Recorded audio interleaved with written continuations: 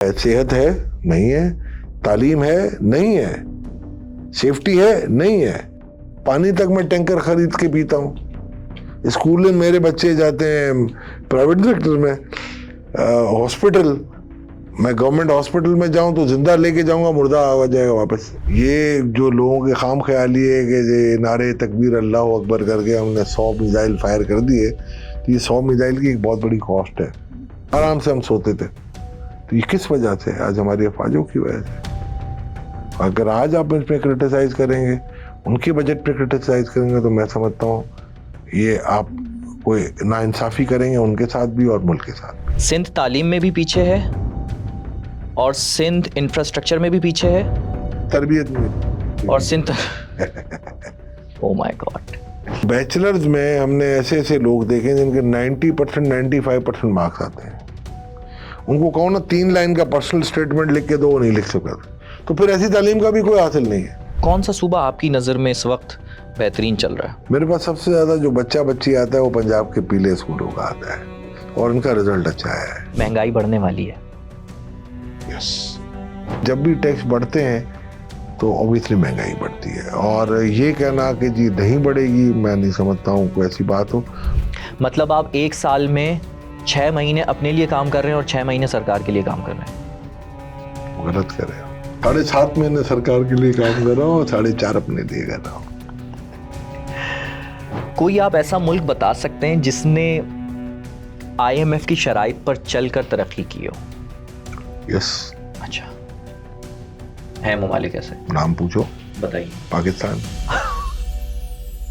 मैं अक्सर अपनी टीम से कहता हूं कि सिंपल इज नॉट इजी, और बजट पर बात समझना ये तो बहुत ही मुश्किल है। इसीलिए मेरी कोशिश होगी कि बिल्कुल आसान करके आपको बजट या टैक्सेशन के बारे में, या आप पर कितना टैक्स लग रहा है उसके बारे में आपको समझाऊं। क्योंकि घर गाड़ी खरीदने से लेकर कोई टॉफी खरीदने तक, पैसे खर्च करने से लेकर पैसे निकालने तक टैक्स तो देना पड़ेगा। लेकिन वो कौन लोग हैं जो टैक्स नेट से बाहर हैं, जिन्हें टैक्स नहीं देना पड़ता? वो अशराफिया किस तरीके से टैक्स नेट में आएगी? हुकूमत उसके लिए क्या कर रही है? और बजट में आपके लिए अच्छा क्या है? ये जानने के लिए हमने बुलाया है अशफाक तोला साहब को, जो कि 30 साल का तजर्बा रखते हैं टैक्स प्लानिंग का। उसके अलावा फॉर्मर स्टेट मिनिस्टर भी हैं। Sir, thank you so much सबसे पहले आपका आने के लिए। माशाल्लाह आपका 30 साल से ज़्यादा का तजुर्बा है टैक्सेशन मामलात को आप देखते हैं और उसकी प्लानिंग वगैरह करते हैं। लेकिन जब ये बजट आया है 17,573 अरब रुपए का, शहबाज शरीफ के दूसरे टर्म का ये पहला बजट है, सर आपको लग रहा है कि इसमें टैक्स का बर्डन जो पिछले बजट जो आए हैं उनसे कुछ ज़्यादा आम आदमी पर बोझ पड़ने वाला है? देखिए, बिस्मिल्लाहिर्रहमानिर्रहीम, बहुत ज़्यादा।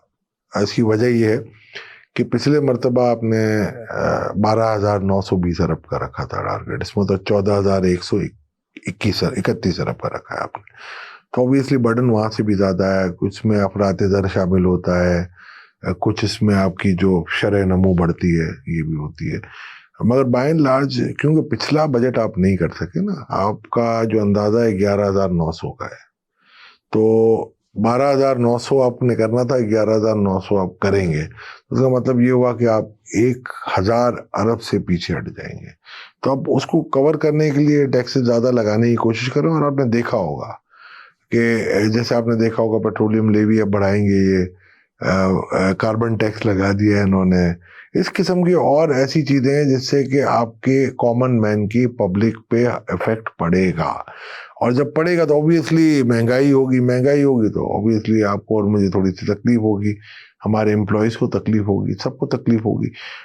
तो ये नहीं कह सकते जब भी टैक्स बढ़ते हैं तो ऑब्वियसली महंगाई बढ़ती है। और ये कहना कि जी नहीं बढ़ेगी, मैं नहीं समझता हूँ कोई ऐसी बात हो।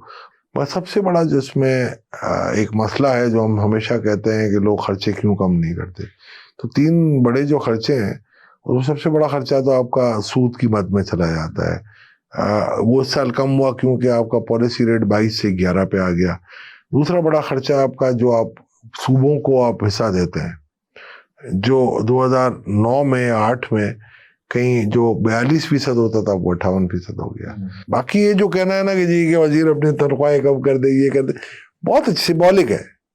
मैं नहीं कहता कि नहीं है, ये भी होनी चाहिए, तो इससे कोई बहुत बड़ा फर्क नहीं पड़ेगा आपको। बट ये जो चीजें हैं, क्योंकि अभी भी आप 4 से 5% अपना सूद गिरा सकते हैं, आप नहीं गिरा रहे। अब IMF के एग्रीमेंट में आप आ गए, IMF ने आपको कहा टाइट मॉनेटरी पॉलिसी होनी चाहिए, तो आप नहीं गिरा सकते। अब इसकी वजह से आपको कम से कम 3 से 4% इन्फ्लेशन बढ़ गया आपका। 3 से 4% इन्फ्लेशन, या अगर आप बचा सकते हैं तो 2000 अरब आप बचा सकते हैं। इतना कम टैक्स लगा सकते हैं, इतना आप लोगों को रिलीफ दे सकते हैं, बेनजीर इनकम सपोर्ट में दे सकते हैं, डिफेंस को हमारी जरूरत है उनको दे सकते हैं।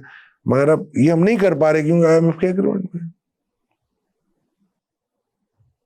और इस वक्त जो जैसे आपने लास्ट में बात की, मैं IMF वाले पे आता हूँ क्वेश्चन पे।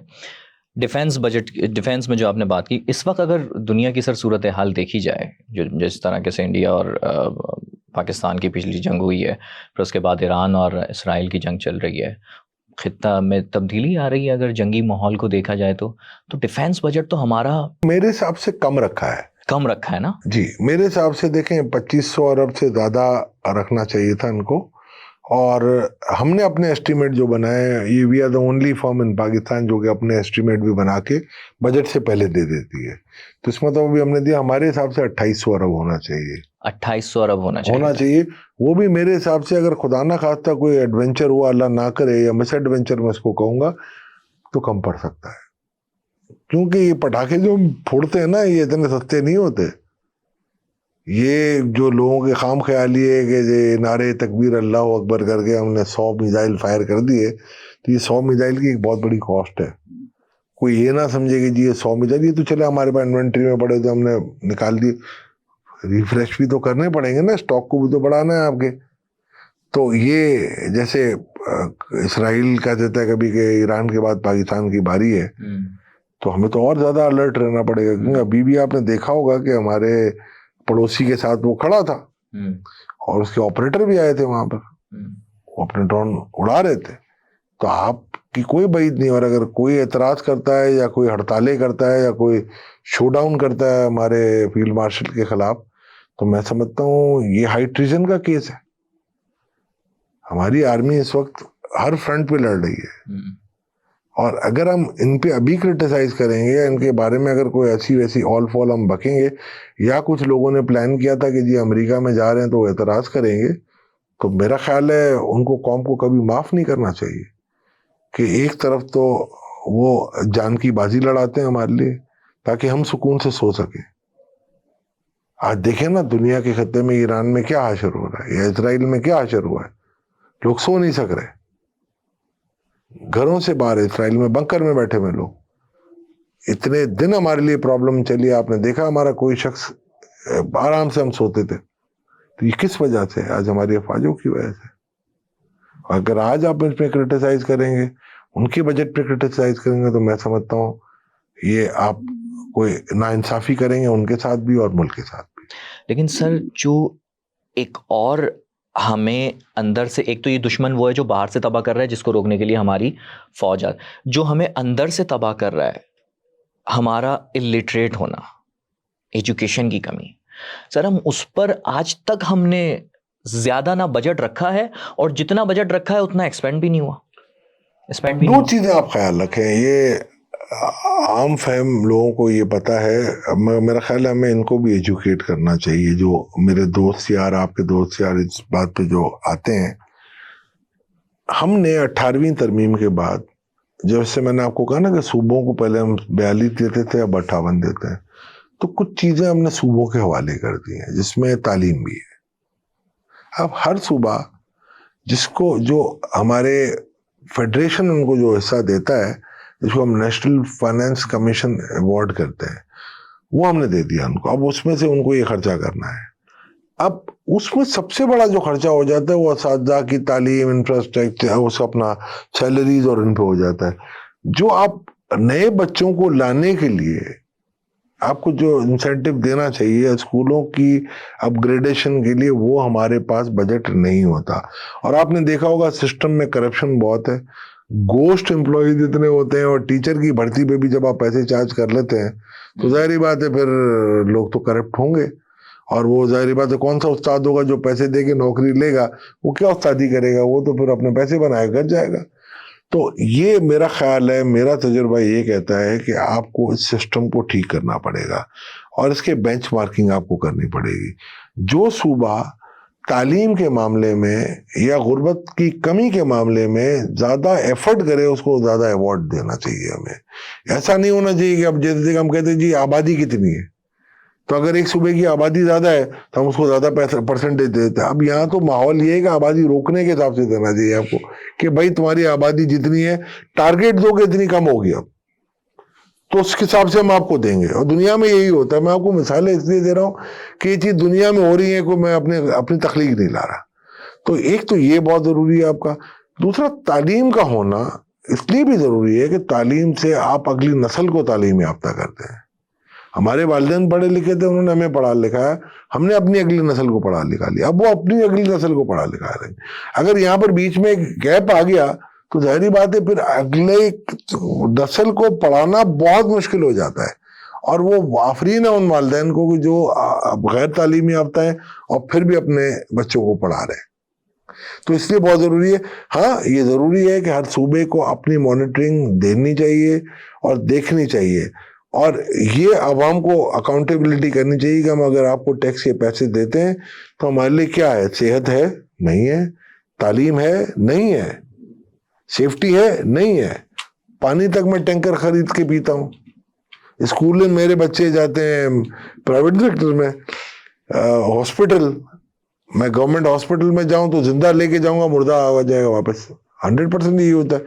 अब जिनके पास बेचारों के पास वसाइल नहीं है वो क्या करें, वो अपने आप को अल्लाह के हवाले कर देते हैं। वैसे भी हम सब अल्लाह के हवाले हैं, अल्लाह भी कहता है ना कि जी आप एहतियात भी तो शर्त है ना कोई। सर, जब आपकी बातें बोल रहे थे ना, मुझे अब अंदर से ना बड़ा अफसोस फील हो रहा है। उसकी वजह यह है कि जहां दुनिया एआई पर जा रही है, हर चीज़ आर्टिफिशियल इंटेलिजेंस की तरफ हो रही है और हमारी जेनजी की तवज्जो उस पर है, एआई की तरफ है। ऑब्वियसली हमारे जेन एक्स ले लें या जेन वाई ले लें या बूमर्स ले लें, ऑब्वियसली उस दौर में जब दुनिया एआई की तरफ आ रही थी हमारी तवज्जो ही नहीं थी, अब आ गई है। सिर्फ दिफाई निज़ाम में हमने एआई का अच्छा इस्तेमाल देखा है। उसके अलावा जो हम एआई का इस्तेमाल कर रहे हैं वो मीम्स बनाने के लिए ही कर रहे हैं, अनफॉर्चुनेटली।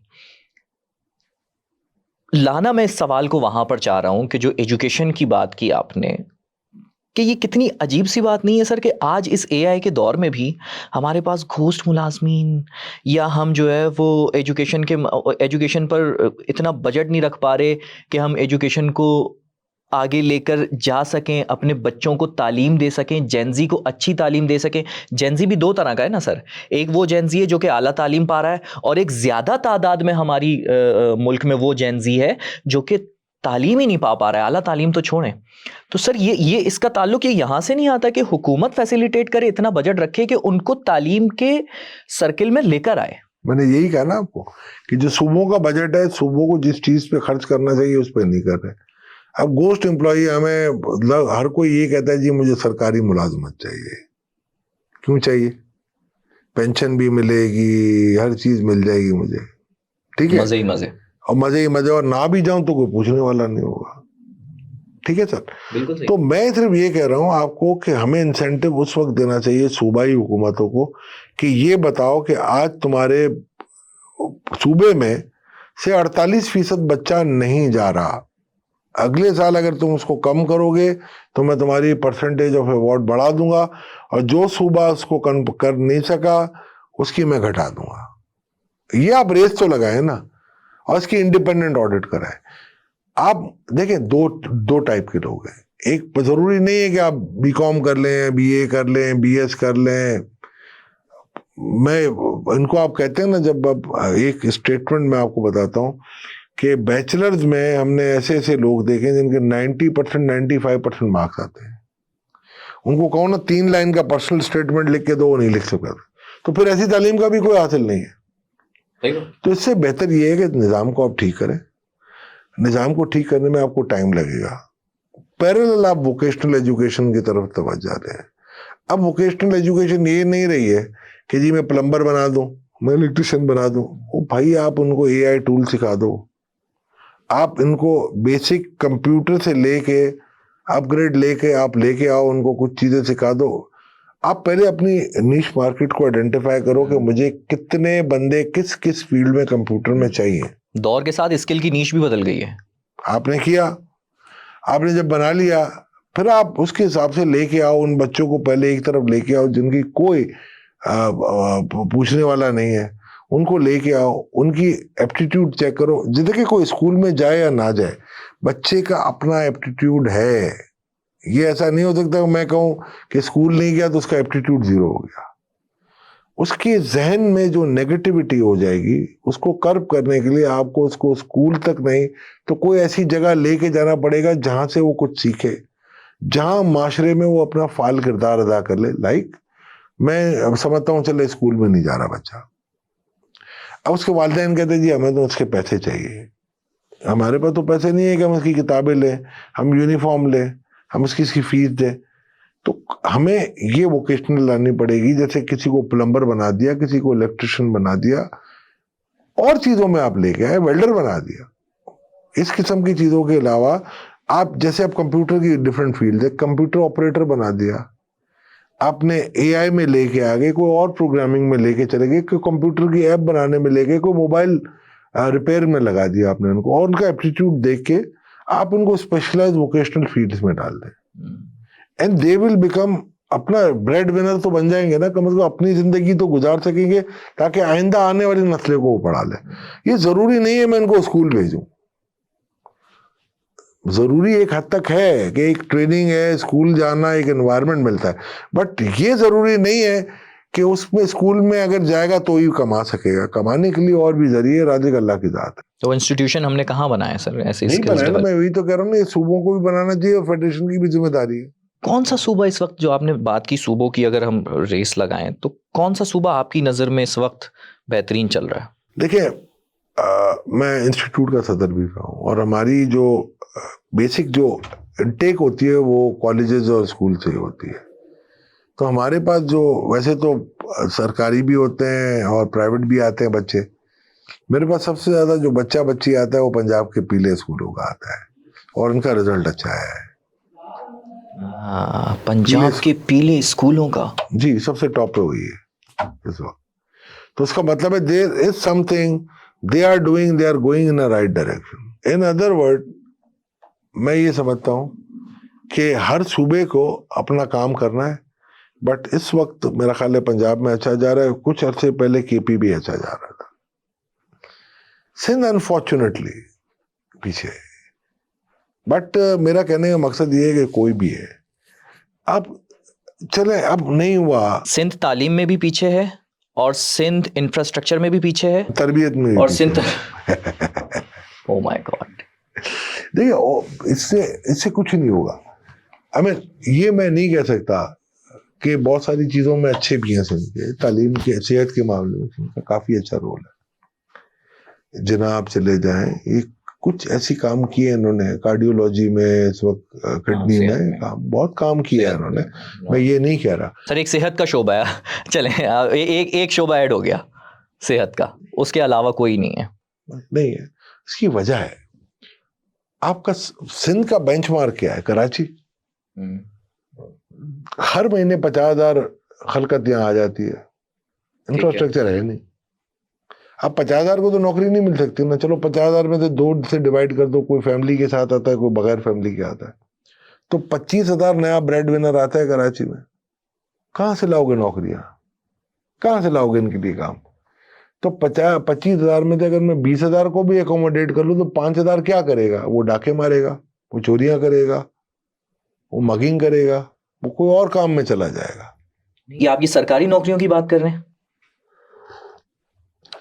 देखिए, कराची पूरे मुल्क के लिए ना एक हब बना हुआ है, कमर्शियल हब।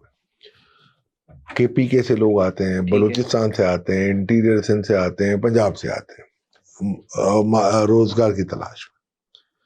अब 25,000 लोग नया हर महीने आ रहा है, उसमें तो हर किसी को तो नौकरी नहीं मिल सकती ना। वैसे ही नौकरी कह रहे हैं ना आप, तो सर जो स्किलफुल होगा या जो एलिजिबल होगा उसको तो उसकी तो अलग बात खुद है ही ना। हो जाएगी। इसका मतलब सर आवाम की जिम्मेदारी भी तो है ना सर, नहीं, वो अवाम खुद तो दे रही है। एजुकेट। अब ये प्राइवेट सेक्टर ही दे रहा है ना, गवर्नमेंट थोड़ी भी देखिए, गवर्नमेंट तो देगी कराची के डोमिसाइल को या सिंध के डोमिसाइल को देगी, केपीके के डोमिसाइल को सरकारी नौकरी तो नहीं मिल सकती ना कराची नहीं में। सरकारी ना देना, मैं सरकारी की बात ही मैं नहीं कर आपकी रहा। बात बता, जब मेरे घर पे अगर कोई ड्राइवर आ गया, ठीक है, ठीक है ना, वो केपीके से आया, मैं आपको या पंजाब से आया या इंटीग्रेशन से आया या कराची से भी आ सकता है।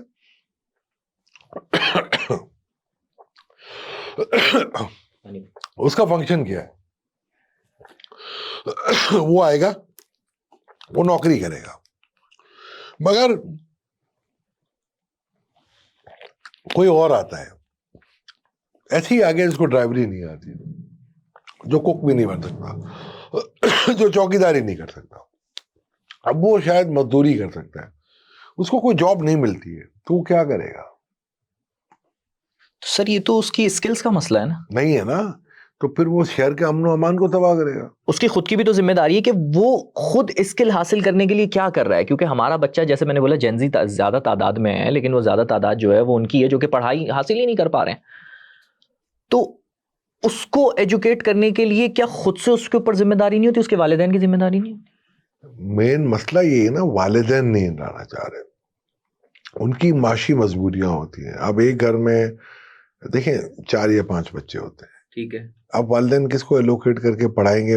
वालिद मजदूर है, वो तो कमाता है खाता है, अब उसकी ख्वाहिश क्या होती है कि मेरा बच्चा भी कमाए खाए, तो वो उस तरफ भेजना नहीं चाह रहा। अब ये गवर्नमेंट की जिम्मेदारी है कि वो बच्चा जो नहीं जा रहा है स्कूल, उनको कहीं ना कहीं वोकेशनल ट्रेनिंग पे डाल दे, चाहे कम से कम, अगर वालिदैन की ख्वाहिश है कि वो जल्दी कमाए, तो कोई ऐसी तरीके से, वालिद अगर मजदूर है समझ लें आप, तो वो अगर फर्ज करें दिन के 1000 रुपए कमाता है, बच्चा तो कम से कम इतना स्किलफुल हो जाए, प्लम्बर बन जाए, मोबाइल ठीक करने वाला बन जाए, कुछ कर ले कि 2000 कमा के लाए।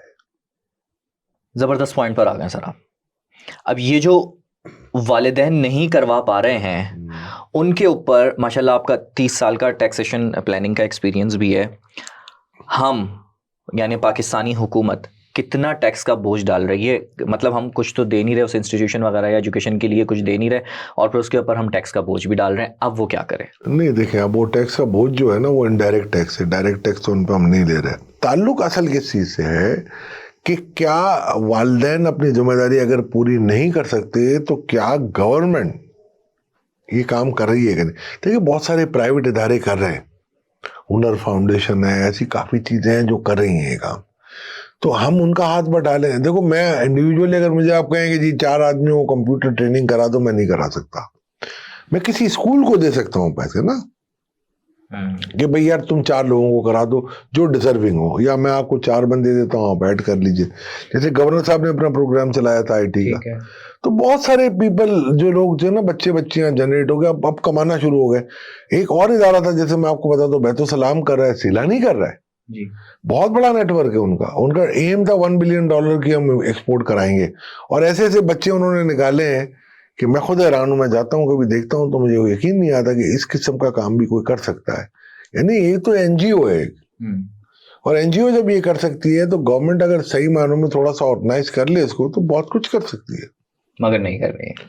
देखिए नहीं कर और रही ना है, करना है। देखिए मैं आपको बताता हूँ, उनकी प्रायोरिटीज डिफरेंट है। अब हमारे यहाँ पर एक एक्चुअली जो एजुकेशन का कॉन्सेप्ट है ना, वो यही है कि स्कूल खोल दो, ठीक है ना, कॉलेज बना दो, असातिज़ा भर्ती कर लो, एग्जाम ले लो। वोकेशनल भी है हमारे पास, बट उसकी जो परसेंटेज है ना, वो बहुत थोड़ी है, और वो भी अक्सर आप देखेंगे ना, तो मैट्रिक करके आप वोकेशनल में चले जाए, तो मैट्रिक में यार आपकी तालीम की बेस अच्छी हो तो बात होगी। मैं आपको कह रहा हूँ ना, अभी एक बड़ा इंटरेस्टिंग सीन हुआ है हमें, एक डॉक्टर हुमा बकाई, बहुत बड़ा नाम है, वो एक सेमिनार में हमारे साथ थी, तो उन्होंने एक बड़ी अच्छी बात की, और ओपनली पब्लिक की, इसलिए मैं रिपीट करता हूँ कि जी एक बच्चा आता है जो लाड़काना बोर्ड से या सक्खर बोर्ड से, हैदराबाद बोर्ड से आता है, 96% मार्क्स है, और एक बच्चा आता है कराची से कि जिसके 85-90% मार्क्स होते हैं। अब आप उनको कहो ना कि जी आप पर्सनल स्टेटमेंट, जब आप इंटरव्यू के लिए बुलाते हो, जब चलो टेस्ट तो होते हो नहीं होते, बट इंटरव्यू के लिए बुलाओ, 95% वाले को 3 लाइन का पर्सनल स्टेटमेंट नहीं लिख सकता। ऑन द कॉन्ट्ररी, लाहौर से वो जो बच्चे आते हैं वो कराची आते हैं इसलिए कि वो पास हो जाए या ग्रेजुएशन ले ले, क्योंकि वो लाहौर में इस काबिल नहीं होते कि वो ग्रेजुएशन कर ले। तो अब ये फर्क उन्होंने, एक बहुत बड़ी प्रोफेसर ने हमें, डॉक्टर हुमा बकाई की मैं बात कर रहा हूँ, वो मुझे जब बता रही है, तो अब इससे मैं क्या अंदाजा लगा लूंगी इस एजुकेशन का फायदा क्या है। बट आपने देखा है किसी बच्चे बच्ची में तमीज हो जो एजुकेशन से ग्रेजुएट करके आया हो, अनलेस कि उनके वालिदैन ने उसको सिखाई हो। तो इस एजुकेशन का फायदा क्या है? आपने पुराने मैट्रिक देखे थे जो हर चीज लिख सकते थे, आज आप किसी को बोलो 3 लाइन का पर्सनल स्टेटमेंट लिख दो, वो नहीं लिख सकता। आप उसी अंग्रेजी में एक एप्लीकेशन लिखवाओ तो आई बैक टू स्टेट से वो शुरू करता है। ठीक है सर, तो उस तालीम का कोई फायदा नहीं है। ये जो हम राग अलापते हैं ना कि जी तालीम तालीम, कौन सी तालीम? वो भाई तरबियत भी तो साथ होनी चाहिए ना। मेरे पास ऐसे ऐसे लोग हैं जिन्होंने मैट्रिक किया हुआ है, but they are far better than those who are now graduate. और मैं भी आपको मैं बताऊं, अब तो MBA भी ऐसी ऐसी यूनिवर्सिटी खुली हुई है यार, मैं हैरान हो जाता हूं। बहुत कम ऐसे इंस्टीट्यूशन रह गए हैं जिनके स्टैंडर्ड नहीं गिरे या बढ़े। और बहुत से तालीम के, अब देखें कराची में डॉ मेडिकल है, आज भी वही नाम है डॉ मेडिकल, IBA वही नाम है आज आपका। एजुकेशन एक है, स्टैंडर्ड है, स्पीड से चल रही है। LUMS, institute of chartered accountants of Pakistan, institute of cost and management accountants of Pakistan, ये आज भी वो इधर। अब कराची यूनिवर्सिटी का आप नाम ले तो लोग नीचे सर कर लेते हैं, क्यों भाई? वो भी बहुत बड़ी यूनिवर्सिटी, एकड़ों में फैली हुई है, उसी के अंदर एक IBA है, उसकी बड़ी इज्जत है। तो एक कल्चर डेवलप हुआ है, एक आपने अपनी ब्रांडिंग की है, और ब्रांडिंग ऐसे नहीं हुई है, ब्रांडिंग आपने अपने स्टैंडर्ड को मेंटेन की हुई की है। आप जरा देख ले IBA का स्टैंडर्ड कभी बहुत ऊपर होता है, कभी कभी थोड़ा नीचे आ जाता है, डिपेंड करता है उसका डीन कौन है, हेड कौन है उसका। मरहूम डॉक्टर अब्दुल वहाब थे जी, इशरत हुसैन, मैं किसी का नाम लेके यूं नहीं करना चाह रहा, बट मैं ये बताना चाह रहा हूं कि पर्सनालिटीज पे बहुत फर्क पड़ता है। कोई शक नहीं। जैसे आप अपनी मिसाल दे रहे हैं, गवर्नर साहब की दे रहे हैं, सलानी की दे रहे हैं, या फला इदारे की दे रहे हैं, किसी फाउंडेशन की दे रहे हैं, तो सलाम है। फिर वही सवाल आ रहा है कि मैं तो सलाम है, फिर वही सवाल आ रहा है कि हुकूमत, गवर्नमेंट की, मैंने आपको क्या कहा, आपकी जो एजुकेशन का सिस्टम है जब से मैं पैदा हुआ हूं, बल्कि उससे पहले भी एक ही चीज था ना, primary education, secondary education, higher education, ये 3 ही आपने सुने हैं ना लफ्ज। सही बात है। और सारे वहां पर जितने भी बैठे हुए हैं ना, आपको हायर एजुकेशन कमीशन, सबसे बड़ा रेंट सीकर वही है। With due respect to them, क्या काम है उनका मुझे बताएं। स्कॉलरशिप पे आदि कर दिए, उनकी जो अपनी काउंसिल्स बनी हुई है ना, उसमें रेड टेप के अलावा कुछ नहीं है। इसके इतने आवर हैं, उसके इतने आवर हैं, भाई हु आर यू? और उसमें बिजनेस काउंसिल्स बनी हुई हैं, और ये सारी फ्रेटर्निटी की काउंसिल बनी हुई है, उसमें जो ये प्राइवेट यूनिवर्सिटी के लोग हैं वो उसकी काउंसिल के मेंबर। वो भाई तुम्हारा तो क्लैश ऑफ इंटरेस्ट है, तुम तो किसी को एंट्री नहीं दोगे ना। अब हायर एजुकेशन कमीशन मुझे अगर इक्विवेलेंसी ना दे तो बाहर मेरी पहचान नहीं है। और उसके अंदर की जो कमेटियां बनी हुई हैं उसमें कौन है? वही लोग हैं जिनका बिजनेस इंटरेस्ट है। तो मेरा ख्याल है हायर एजुकेशन कमीशन से बेहतर जो पुराना था ना, यूनिवर्सिटी ग्रांट कमीशन, भाई आप उनको ग्रांट कमीशन को अपने हिसाब से रखें। ये जो आपने जो एक नई दुकान खोल ली है और ये थानेदार बैठा दिए हैं, इससे जान छुड़ाए।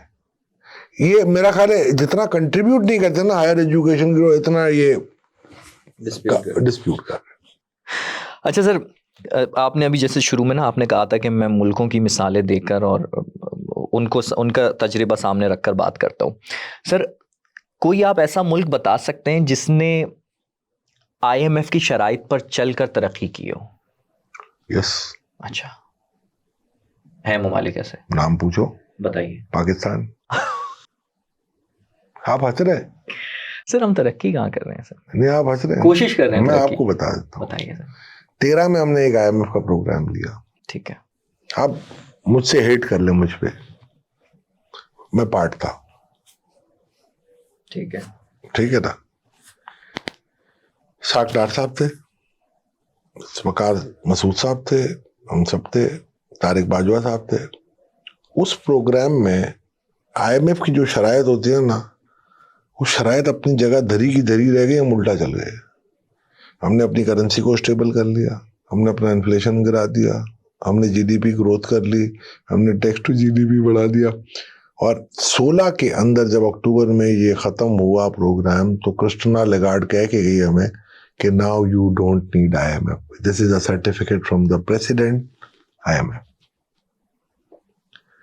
फिर हमने क्या किया, हमने इंपोर्ट खोली, हमने धरने दिए, हमने क्या नहीं किया आपके सामने है सारा।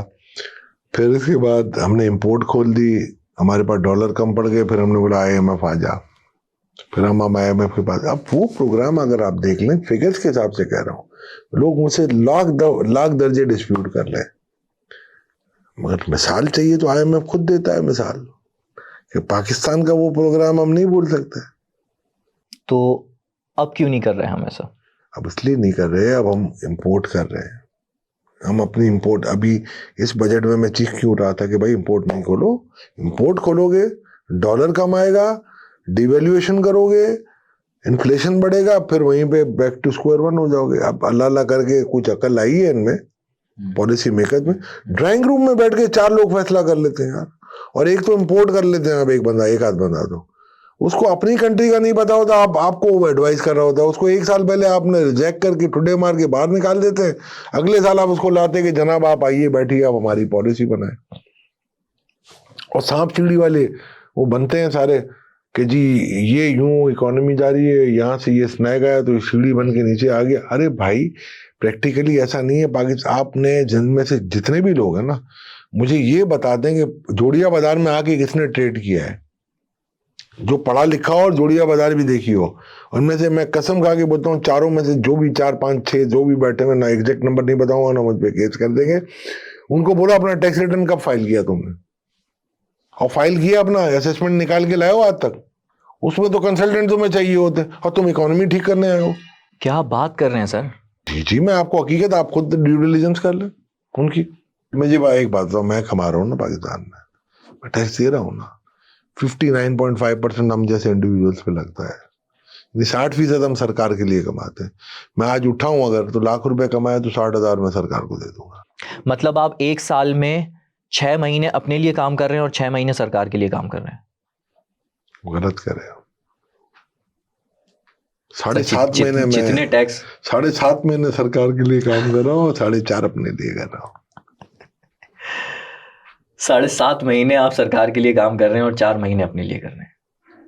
सर दुनिया भर में अगर देखा जाए तो टैक्स होते हैं, देखो हो, मैं मैं एग्री करता हूँ, करें, इतना नहीं होता, 45 से ऊपर कहीं नहीं होता, बट फिर आप फैसिलिटी भी तो देना। ये चीज नहीं दे रहे ना आप। जहां बात ही आती है फैसिलिटी देने का, बोलते जाए तो सूबों का मामला है। सर ये बड़ा पिंग पोंग बनाया हुआ है सर। पिंग पोंग बनाया आप लोगों ने ही है ना। जो चीज नहीं थी, हमें सूबा की खुद मुख्तारी चाहिए थी, और अगर आप ना दो तो आप फिर प्ले कार्ड लेके सरकारी तंजीमें, ये जो अपना लेबर यूनियन और ये अपना ह्यूमन राइट्स, हाँ कितने बड़े राइट्स के चैंपियन होते हैं वो। तो ये गेम तो आवाम के साथ हो गया ना सर? तो आवाम के साथ आवाम ही करती है ना गेम, कोई और तो नहीं कर रहा भाई। मैं तो नहीं की। मैं तो कह रहा था उस दिन, हमारे कुछ दोस्त थे कि जो बहुत क्रिटिसाइज कर रहे थे, मैंने कहा यार एक काम करो, आपको क्या प्रॉब्लम? बोला हम इतना टैक्स देते हैं, हमें क्या मिलता है? बोले जो आपका हिस्सा होता है चीजें लेने का, वो सिंध गवर्नमेंट को मिल गया, चलिए असेंबली के सामने धरना देते हैं कि भाई हमारा हक हमें दे दो। तो कोई आने के लिए तैयार नहीं है। या आप व्हाट्सएप पे मैसेज करवा लें, महफिलों में बातें करा लें, हक लेने की बारी है। आपने कौन सी ह्यूमन राइट की एसोसिएशन आ गया ये कि जी हमारे राइट्स वायलेट हो रहे हैं, हमें बच्चे को एजुकेशन नहीं मिल रही, हमें सही से सेफ्टी नहीं मिल रही, हमारे घर पे पानी नहीं। कौन सी ह्यूमन राइट? ये ह्यूमन राइट नहीं है क्या? ये ह्यूमन राइट सर इस चीज पर बात क्यों नहीं करती? जो फ्रीलांस बच्चा काम कर रहा है, जैसे अभी हम बच्चों की स्किल्स पर बात कर रहे थे, हमारे कितने माशाल्लाह बच्चे हैं जो कि फ्रीलांस काम कर रहे हैं और काम करके अपना पैसा बना रहे थे। अब वो भी इतने टैक्स नेट में आ गए हैं कि शायद वो फ्रीलांस की फील्ड से वो बोलेंगे कि अब हमारा गुजारा कैसे होगा। मुझे एक बात बताएं, टैक्स किस पे? इनकम पे है ना। तो अगर आप ये समझ रहे हो आपने कमाया नहीं तो आपको टैक्स भी नहीं देना, बट अगर आपने कमाया है तो टैक्स दे दो ना भाई, क्या प्रॉब्लम है यार आपको? मैं आपको, अगर कोई ये कहे ना कि तुम ना कमाओ और टैक्स दे दो, जिसको हम कहते हैं कॉन्फिस्केटरी, वो नहीं होना चाहिए। बट अगर मैं कमाता हूँ टैक्स इस पे लगेगा आपको। जब कमाओगे ना, अगर $100 आएगा $10 घटेगा, मैं सिर्फ एक मिसाल ले रहा हूँ, तो $100 कहाँ से आया? कमाया तो ही आया ना। अब मुझे आप ये कहो मादर पितर आजाद और पियोनीर का अकाउंट रखूंगा मैं बाहर, एमिरेट्स की आईडी लूंगा, पैसे बाहर आएंगे, मैं बोलूंगा यार मैं फकीर हूं। तो भाई इस मुल्क का कुछ तो हक अदा कर दो यार। देखो चोरी हो रही है, उनका गला पकड़ लो, बट जो टैक्स ड्यू होता है मेरा वो तो मुझे दे दो। कहाँ वो दुनिया के किस मुल्क में ये नहीं होता मुझे बताएं आप। इंडिया में आप चले जाओ होता है। आज मैं आपको बताऊं एक बात, आप ये डुअल नेशनलिटी खत्म कर दो, अच्छा 90% आपका प्रॉब्लम हल हो जाएगा। वो कैसे सर? आज क्या हो रहा है, आप एक पाकिस्तान का नेशनल जो है वो यूके का नेशनल है, ठीक है, ब्रिटिश पासपोर्ट होल्डर है, कमा पूरा पाकिस्तान में रहा है, सेटअप बनाया आपने, आप चले गए दुबई, वहां की एमिरेट्स आईडी ली, वहां अकाउंट खोले, कंपनियां वहां रजिस्टर करा ली, कुछ शेयर होल्डर बन गए, वहां से कंपनियां चल रही हैं, प्रॉफिट सारा वहां आ रहा है, पैसा आपका वहीं जमा हो रहा है। आप पाकिस्तान में बैठे हुए हाथ पे हाथ धरे, बोले यार मेरा तो कुछ भी नहीं है। समझिए, मतलब आप कह रहे हैं कि कितने फीसद आप कह रहे हैं कि हम पाकिस्तानी टैक्स चोर हैं?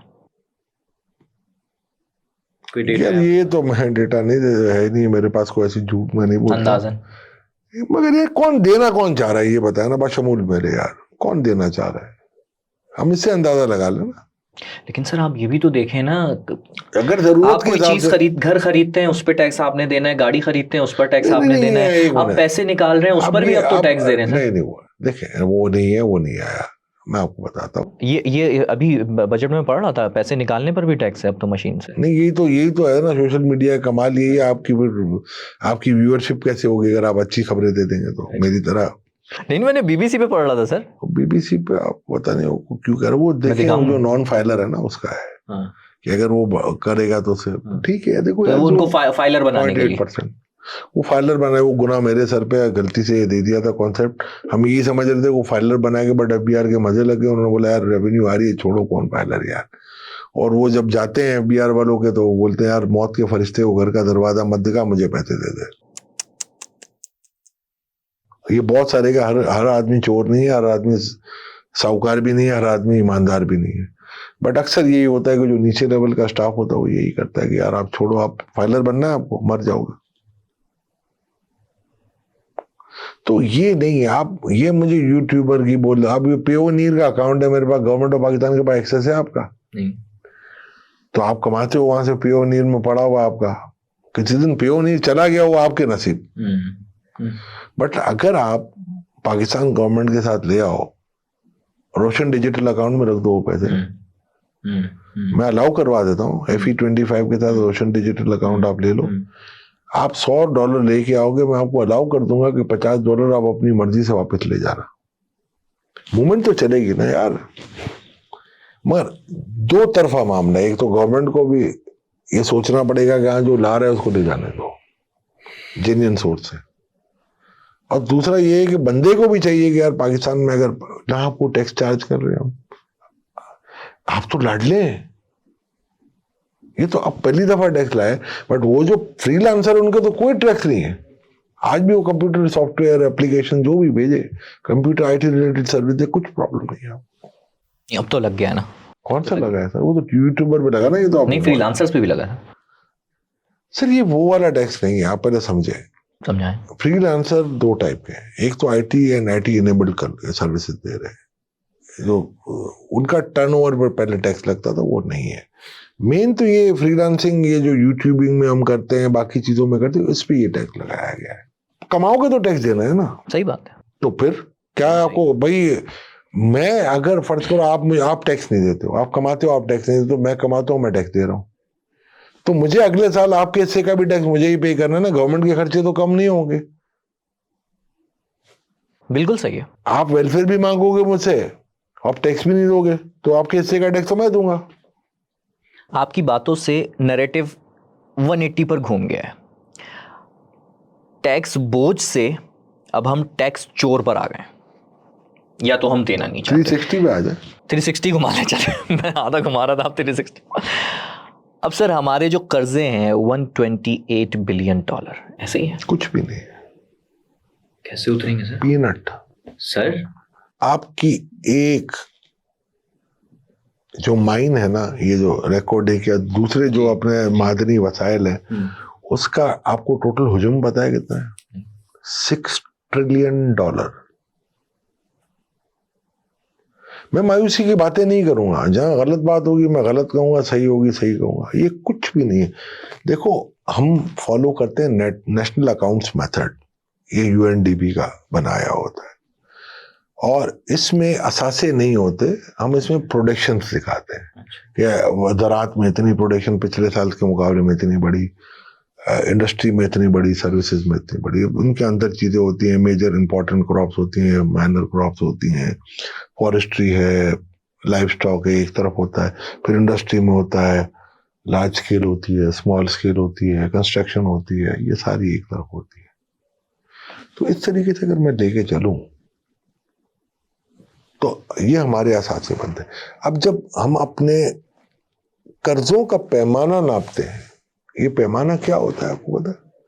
कि जी मैं ये कहूंगा कि जी जीडीपी का इतना % डेट है,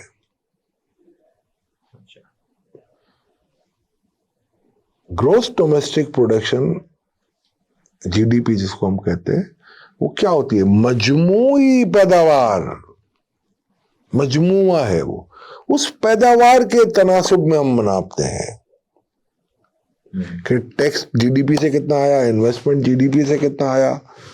हम अपने एसेट्स के हिसाब से नहीं बांटते, हम अपनी इक्विटी के हिसाब से नहीं बनाते। तो ये मिसनोमर है।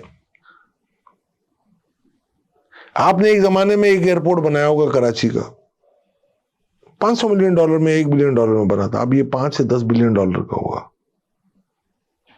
आपकी किताबों में कहां लिखा हुआ है कि कराची का एयरपोर्ट हमारा असासा है?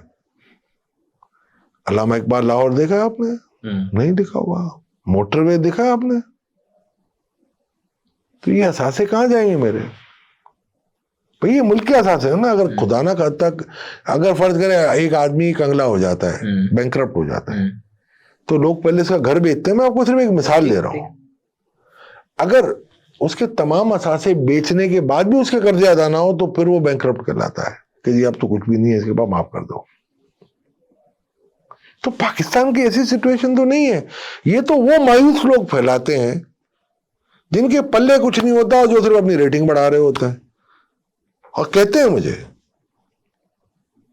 कि यार हूं केयर्स, मुझे कोई गालियां दे, मुझे अपनी मुझे चैनल बुलाएं और मैं अपनी रेटिंग बढ़ा लूं। मैं तो इसलिए ये बातें करता हूं। मतलब आप कह रहे हैं हम एसेट्स को मद्देनजर रखेंगे हमारे पास? अन्य से आप नहीं रखोगे कुछ नहीं होगा यार। मायूसी नहीं फैलाओ, सच बात बताओ। अब उसके तहत अगर मुझे कोई चीज ठीक करनी है तो मैं कर लूंगा। मैं मायूसी फैला के आप क्या फायदा करोगे मेरा यार? ये कौम का क्या फायदा? चलो ये बताओ क्या फायदा होगा?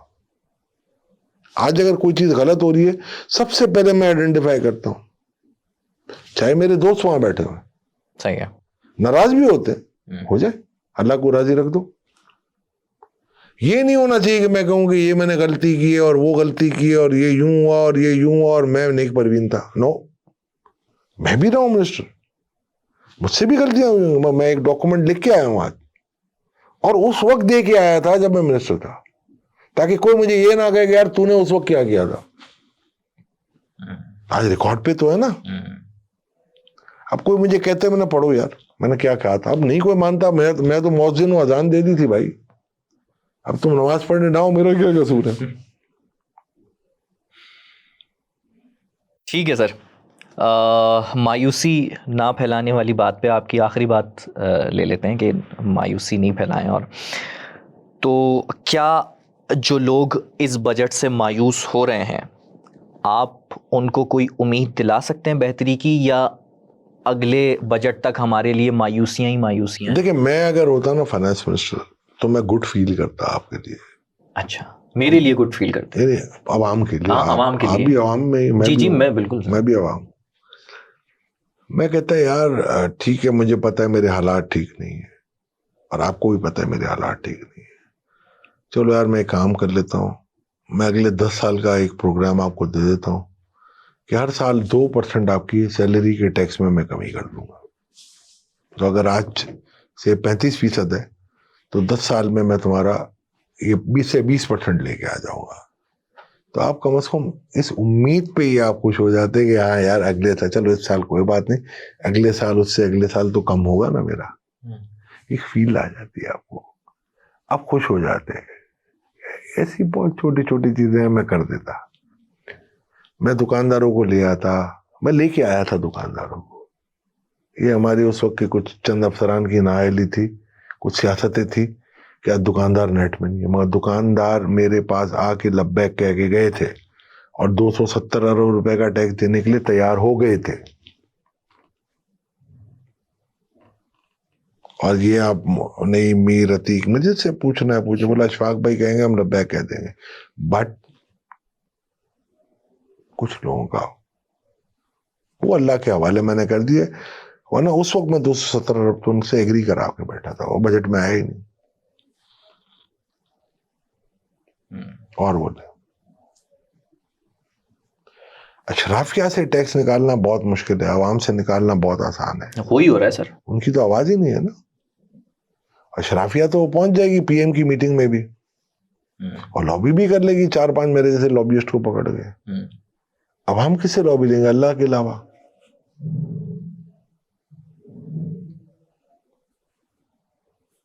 और ये प्रॉब्लम हल नहीं हो सकती अशराफिया से टैक्स निकालने वाली। देखिए अशराफिया ये कहती है हम तो टैक्स देते हैं, अब दूसरों से लो। मैं आपको बताऊं ना, मैंने जो रिपोर्ट लिखी ये गलत कहते हैं ना, उसमें 21 मेजर ऐसे थे, हर चीज गलत नहीं हो सकती। 21 मेजर मैंने लिए थे कि जो नए रेवेन्यू के आ सकते हैं। इसमें गरीब पे एक भी नहीं था, सैलरी वालों पे एक भी नहीं था। मुझे फोन आते थे मौजूद, और बड़ा इंटरेस्टिंग फोन आते थे, यार what a report you have authored, but यार ये जो आपने हम पे टैक्स लगवाया ना, ये गलत किया है। बस ये हकीकत है कि पाकिस्तान ने जब से पाकिस्तान बना है 47 से लेके आज तक 78 साल हो जाएंगे ना 14 अगस्त को। बिल्कुल। एक चीज में हमने बड़ी स्ट्रेंथ पकड़ी है और very deep rooted and deep pocketed है वो। They can buy anyone and those are the mafias. ये माफियाज हर किस्म, आप देखें मेरी बात सुने, हम आईपीपीस के खिलाफ गए, मुझसे पूछा गया कि क्या करना है, मैंने 4 पॉइंट दिए, मैंने ये पकड़ लो, अगर ये ना घुटनों के बल चल के ना है तुम्हारे पास, फिर ये आया कि यार वो लंदन की आर्बिट्रेशन का क्या होगा, तो फलाना क्या। मैंने घुटनों के बल आए, चोरी का किसी को इजाजत नहीं है। रेंटल पावर में आपको पता है ना, $1 अरब का आपके ऊपर था, और वो जो बंदे थे ना वो घुटनों के बल आए कि बोला हमें नहीं चाहिए, हम केस वापस करते हैं। कोई वजह तो थी ना, कोई वजह तो थी ना, बिल्कुल। क्यों वापस आए वो? तो मैंने कहा घुटनों के बल चल के आए। हमारी माफिया इतनी बड़ी थी, उसमें हर तरफ से घेराव कर लेता हूँ, कर लिया घेराव ने। ये पिछले साल ये इसलिए मैं कह रहा हूँ, ये डिप्टी प्राइम मिनिस्टर ने अभी 3 दिन पहले तकरीर में कहा है, तो मैं आज आपको बता रहा हूँ। पिछले साल जो बैंकों का इशू आया था एडवांस टू डिपॉजिट रेशियो का, ये मैं नहीं उठाता तो कौम को 72 अरब नहीं मिलते। अगर करेंसी के ऊपर मैं ना उठाऊं चीजें तो आज ये 320 रुपए का डॉलर होता। चले नीचे नहीं आया, मगर मेरे अजाने देने से कम ऊपर तो नहीं गया, और हर 10 रुपए पे 2% अफरात-ए-ज़र बढ़ जाता था। तो आज आप कम से कम ये तो कौम मुझे दुआएं देगी ना, कम से कम चलो यार, इनको ये कहेगी अल्लाह महंगाई में इजाफा नहीं हुआ, तो कम से कम मुझे दुआ लग जाएगी। मैं तो उसी के लिए जीता हूँ, उसी के सहारे जीता हूँ। बाकी रिस्क तो मेरे नसीब में जो लिखा अल्लाह ने देना है, मेहनत मैं करता हूँ पूरी।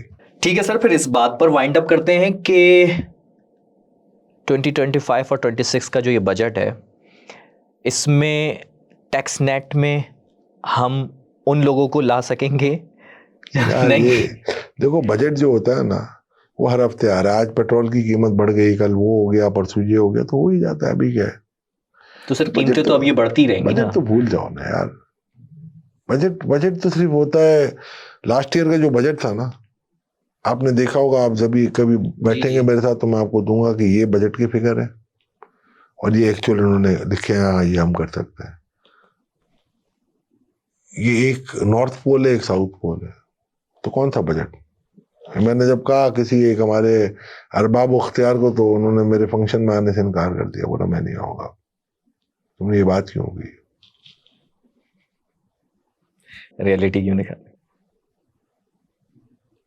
ये 11,900 की बात की है ना मैंने, ये 2 महीने पहले कह दिया था मैंने, इससे ऊपर नहीं जाओगे। और इन अरबाब इख्तियार के मुंह पे कहा है कि ये दकोसले मत रखो। महंगाई बढ़ने वाली है।